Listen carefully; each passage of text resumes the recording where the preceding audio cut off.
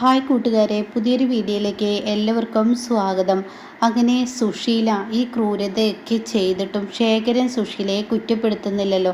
അതുകൊണ്ട് തന്നെ ഇന്ദ്രൻ കാര്യമായി ചിന്തിക്കുകയാണ്. എന്തെങ്കിലും ഒരു തീരുമാനം ഇതിനെടുക്കണം, ഇതെടുത്തേ പറ്റത്തുള്ളൂ. ഇന്ദ്രൻ ഇങ്ങനെ മനസ്സുകൊണ്ട് തീരുമാനിക്കുകയാണ് കേട്ടോ.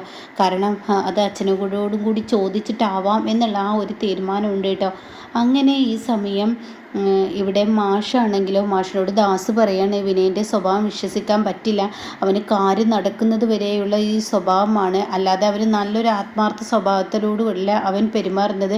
ഇതുവരെ കണ്ട വിനയനെ അങ്ങനെയാണെന്ന് പറയുമ്പോൾ മാഷ് പറയാണ്, എന്തായാലും ഞാനൊരു കാര്യം തീരുമാനിച്ചിട്ടുണ്ട്. പക്ഷേ അണ്ണ, മഞ്ചാടിയെ കല്യാണം കഴിക്കാൻ വെച്ചിരിക്കുന്ന ആ പണം കൊണ്ട് അണ്ണൻ ഇതിന് ഇറങ്ങി പുറപ്പെട്ട് കഴിഞ്ഞാൽ തീർച്ചയായും അണ്ണൻ പിന്നീട് കണ്ണീര് കുടിക്കേണ്ടി വരും. ആ പണവും അണ്ണന് നഷ്ടമാവും.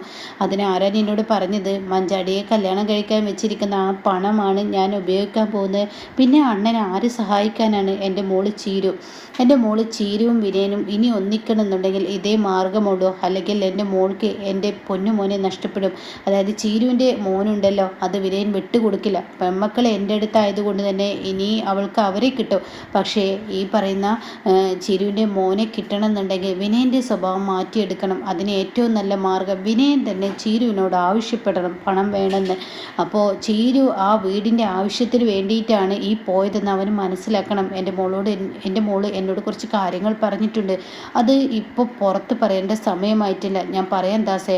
അപ്പോൾ അത് കേൾക്കുന്ന ദാസ് പറയണ, ആണാ ഇത് നല്ല ഐഡിയ ആണല്ലോ, അങ്ങനെ നീക്കിയാൽ മതി, അങ്ങനെ മുന്നോട്ട് പോവുകയാണ് ഏറ്റവും നല്ലത്. കാരണം എൻ്റെ മോൾക്ക് അവൾ നൊന്ത് പ്രസവിച്ച മകനെ നഷ്ടപ്പെട്ട് കഴിഞ്ഞാൽ അവൾ എത്ര സമ്പാദിച്ചു കൊണ്ടുവന്നാലും അവൾക്ക് സ്വസ്ഥത സമാധാനം കിട്ടത്തില്ല. ആ വിനയൻ അത് ചെയ്യും. അതുകൊണ്ട് അവൻ തന്നെ അവൻ്റെ ആവശ്യം അവളോട് ചോദിക്കണം. അപ്പോഴാണ് അവന് കാരണമാണ് ചീരു പോയതെന്ന് അവന് മനസ്സിലാക്കിയെടുക്കണം.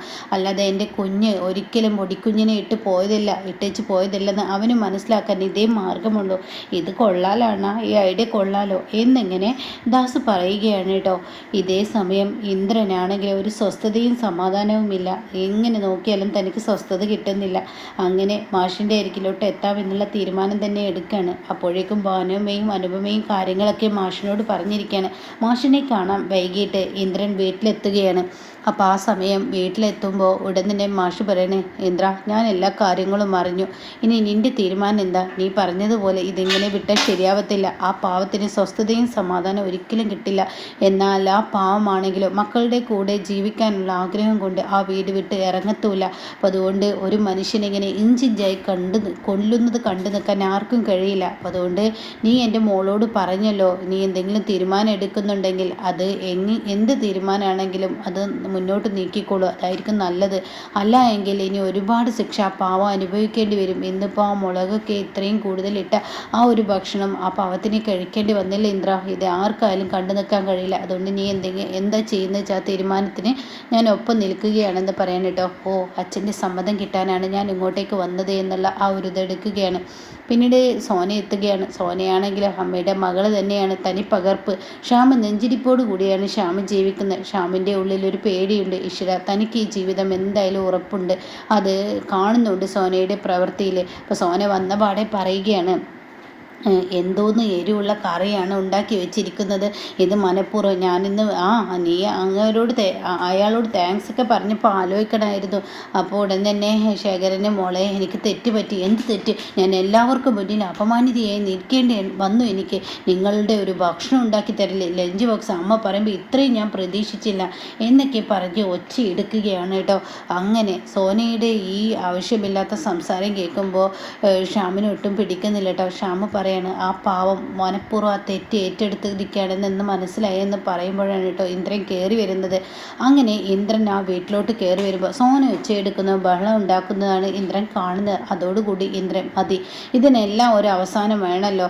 ഇപ്പോൾ ഈ മനുഷ്യനാണെങ്കിൽ തെറ്റുപറ്റി ഓർമ്മ പിശക് കൊണ്ടാണെന്ന് ഈ മനുഷ്യൻ പറയുന്നു. പക്ഷേ എല്ലാത്തിനും ഒരു സത്യങ്ങൾ മുന്നോട്ട് കൊണ്ടുവരണമെന്നുണ്ടെങ്കിൽ ഈ വീട്ടിൽ എന്നും ഈ മനുഷ്യൻ ചെയ്യുന്നതെല്ലാം തെറ്റുകുറ്റമായി മാറുന്നുണ്ടെങ്കിൽ തീർച്ചയായും പറയും ഈ വീട്ടിൽ വേറൊരു കണ്ണിൻ്റെ ആവശ്യമുണ്ട്.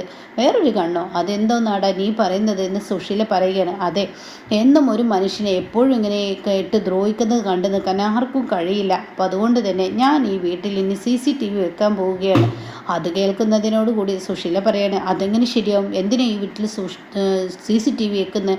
അതെന്താ അമ്മേ, അമ്മക്ക് CCTV വെക്കുന്നതിൽ വല്ല പേടിയുമുണ്ടോ? അത് കേട്ട ഉടൻ തന്നെ സത്യം പറയണം, ശരിയാണല്ലോ, അമ്മക്ക് എന്തെങ്കിലും പേടിയുണ്ടോ? ഈ വീട്ടിൽ CCTV വെച്ചാൽ എന്താ കുഴപ്പം? എന്തായാലും ഒരു CCTVയുടെ ആവശ്യമുണ്ട്.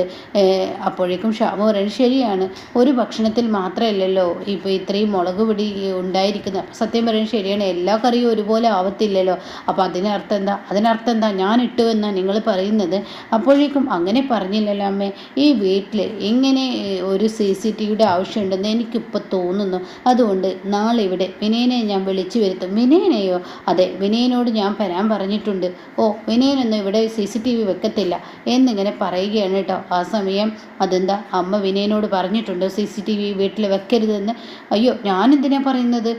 ഞാനൊന്നും പറഞ്ഞിട്ടില്ല. അപ്പോഴേക്കും ഇന്ദ്രൻ പറയുകയാണ്, എപ്പോഴും ഒരു മനുഷ്യനെയിട്ട് എന്നും ഇങ്ങനെ ദ്രോഹിക്കുന്നത് കണ്ടു നിൽക്കാൻ കഴിയില്ല. അതുകൊണ്ട് ഈ വീട്ടിൽ ആരാണ്, ഇനിയിപ്പോൾ ഈ മനുഷ്യന് തന്നെയാണോ അതോ മറ്റുള്ളവരാരെങ്കിലും ആണോ ഈ കറിയിൽ എരിവും പുളിയും കൂട്ടിയിടുന്നതെന്നുള്ളത് ഒന്ന് അറിയണമല്ലോ. മാത്രമല്ല ഈ വീട്ടിൽ നടക്കുന്നത് എന്തെന്ന് ആർക്കും തന്നെ മനസ്സിലാവുന്നില്ല.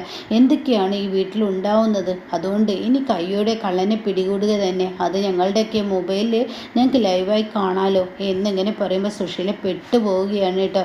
ഇതേ സമയം സുശീലയ്ക്ക് യാതൊരുവിധ സമാധാനം കിട്ടുന്നില്ല. റൂമിലോട്ട് പോവുകയാണ്. അപ്പോഴേക്കും ഇന്ദ്രേട്ട, അതെന്തായാലും നന്നായി. ഇന്ദ്രേട്ടൻ ഈ വീട്ടിൽ CCTV വെക്കാനുള്ള തീരുമാനം അത് അത്യാവശ്യമാണ്. പണ്ടും അമ്മ ഇതുപോലെയൊക്കെയുള്ള ഓരോ കാര്യങ്ങൾ ചെയ്തു കൂട്ടുമ്പോൾ അന്ന് അനുചേച്ചി ജയിലിലാവേണ്ട സ്ഥാനത്ത്, അതെ, ഇവിടെ ഇങ്ങനെയൊക്കെ പോയി കഴിഞ്ഞാൽ ഒരു മരണം ഉറപ്പാവും. അത് മറ്റുള്ളവരുടെ തലയിൽ വീഴുകയും ചെയ്യും. അമ്മക്കിപ്പോൾ മരുമക്കളോടാണ് പ്രതികാരം. അത് കേട്ട ശ്യാമ പറയാണ്, എൻ്റെ അവസ്ഥ ഇനി ഇങ്ങനെയൊക്കെ തന്നെ ആയിരിക്കുന്ന എനിക്ക് തോന്നുന്നു. ആ മനുഷ്യൻ എത്ര വലിയ തെറ്റ്.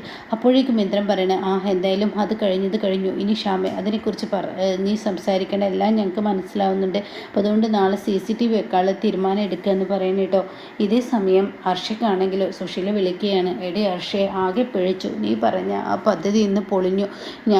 നീ പറഞ്ഞതുപോലെ തന്നെ കറയിൽ കുറച്ച് എരിവൊക്കെ കൂട്ടിയിട്ടു. പക്ഷെ എന്തെന്ന് പറയാനാണ്, അപ്പോഴത്തെ ജയം എനിക്ക് കെട്ടി. പക്ഷെ ഇപ്പോൾ ഇന്ദ്രൻ ഒരു കാര്യം തീരുമാനിച്ചു. ഇന്ദ്രൻ തീരുമാനിച്ചിരിക്കുന്നത് ഇനി ഈ വീട്ടിൽ CCTV വെക്കുകയാണ് ഇത്ര. അയ്യോ ആൻറ്റി, എന്താ ഈ പറയുന്നത്? അതെ, ഈ വീട്ടിൽ CCTV വെക്കുക എന്നാണ് പറയുന്നത്. അതോടുകൂടി ഇനിയിപ്പോൾ എന്താ ചെയ്യുക? എൻ്റെ ഹർഷേ, ഇന്ന് തന്നെ നീ എങ്ങനെയെങ്കിലും ആ പണം തട്ടിയെടുക്കാനുള്ള ആളെ ഏർപ്പാട് ചെയ്യും. ആ പണം ഈ വീട്ടിൽ നിന്ന് ഇപ്പോഴേ തട്ടിയെടുക്കാൻ പറ്റത്തുള്ളൂ. അല്ലെങ്കിൽ ഇനി ആര് വന്നാലും അവനെയും പിടിക്കപ്പെടും എന്ന് ഹർഷയോട് പറയുകയാണ് കേട്ടോ. ഹർഷ പറയുന്നത് ശരി ആൻറ്റി, ഞാൻ വേണ്ടത് ചെയ്തോളാം. എന്തായാലും അയാളെ ഇനി ഈ വീട്ടിൽ നിന്നും പുറത്താക്കാനേ എനിക്ക് പറ്റത്തുള്ളൂ. അതേ കഴിയുള്ളൂ. ഇനി നീ പറഞ്ഞതുപോലെ കറയിൽ എരിവും പുളിയൊക്കെ കൂട്ടിയിട്ട് ഇപ്പം തന്നെ അവർക്ക് എന്നെയാണ് സംശയം. പക്ഷെ തെളിവില്ലാത്തത് കൊണ്ട് അവർ എൻ്റെ നേർക്ക് വിരൽ ചൂണ്ടിയില്ല. അപ്പം ആൻറ്റി, അയാൾ പറഞ്ഞു കൊടുത്തില്ല? ഇല്ല, അയാൾ പിന്നെ ഞാൻ വരച്ച വരയിൽ പുറത്ത് കിടക്കത്തില്ലല്ലോ. കടന്ന അയാൾക്ക് എന്നെ നന്നായി അറിയാം. അതുകൊണ്ട് തന്നെ എൻ്റെ മക്കളുടെ മുന്നിൽ അയാൾ പ്രതിയാക്കിയില്ല എന്നെ. അതുകൊണ്ട് ഹർഷേ, നീ വേഗം ചെയ്യുമെന്ന് പറഞ്ഞിട്ടോ. ശരി, ആയിക്കോട്ടെ എന്ന് പറയുകയാണ്.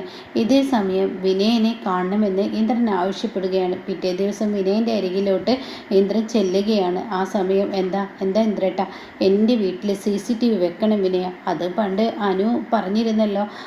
ഇപ്പോൾ എനിക്ക് അത്യാവശ്യമാണ്. നിനക്ക് ഇന്ന് തന്നെ എൻ്റെ വീട്ടിൽ CCTV വെച്ച് തരാൻ പറ്റുമോ? അല്ല ഇന്ദ്ര, നിൻ്റെ അമ്മയുടെ ശത്രുവായി മാറില്ലേ ഞാൻ?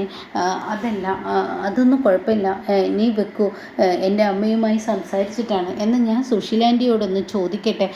എന്താ വിനയ, നിനക്ക് വെക്കാൻ ബുദ്ധിമുട്ടുണ്ടെങ്കിൽ വേണ്ട, ഞാൻ വേറെ, എനിക്ക് ബുദ്ധിമുട്ടൊന്നുമില്ല. അവരെന്നോട് വെച്ച് ചെയ്തെന്ന് നോക്കുമ്പോൾ എനിക്ക് അവിടെ CCTV വെക്കണമെന്നാണ് ഇപ്പം എൻ്റെ തീരുമാനം. കാരണം എൻ്റെ മക്കളെ നിൻ്റെ അമ്മ കാരണമാണ് ഞാൻ അവിടെ നിന്ന് ആ ഭാനുമയെ തള്ളിയിട്ട് അവിടെ നിന്ന് കൊണ്ടുപോയത്. അതുകൊണ്ട് എനിക്കിപ്പോൾ അവരെ ഭയമൊന്നുമില്ല. ഞാൻ എന്തായാലും CCTV അവിടെ വെച്ചോളാം. ഞാൻ ഇന്ന് തന്നെ കൊണ്ടുവന്ന് വെച്ചോളാം എന്ന് പറയും കേട്ടോ.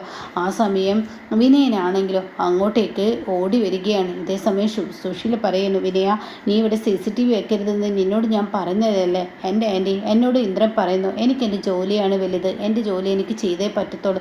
എന്താ വിനയ നിനക്ക് എന്നെ ആവശ്യമില്ലേ? ഇപ്പോൾ നിൻ്റെ ആവശ്യങ്ങളൊക്കെ ചെയ്തു തരുന്നത് ഞാനല്ലേ? ഓ ആൻറ്റി ചെയ്തു തരുന്ന ആവശ്യങ്ങൾ എന്തൊക്കെയാണെന്ന് എനിക്കിപ്പോൾ അറിയാം.